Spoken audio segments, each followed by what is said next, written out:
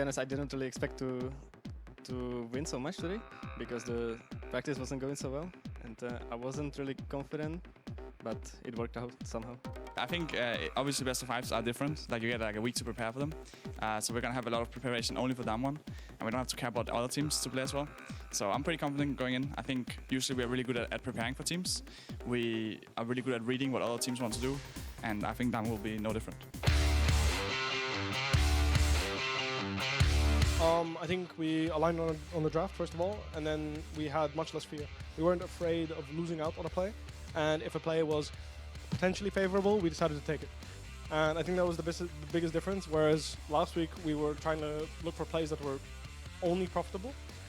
As a result, we never found anything very good, and we were hesitating a lot, and a lot of plays were dictated by the enemy team. But because we were willing to take fights that may go bad, but are potentially favorable if we play well, we are able to get advantages. So I think SKT is probably looking like one of the stronger teams this tournament. So it's going to be like a hard game series for Splice. But I think FPX is probably the weakest seed 1 team. So I think Fnatic is probably pretty happy with that.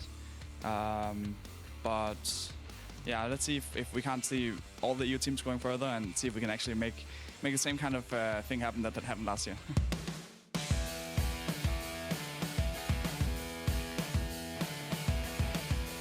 Well, we know China's regional LPL is really aggressive, and Vietnam is exactly the same. So we were kind of not happy getting the group because we usually like to play it more slow.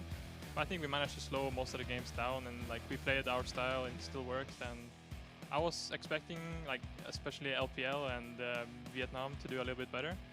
I think maybe they were nervous or something like that, but I felt like they didn't play to their true strength. So I'm a bit surprised by that.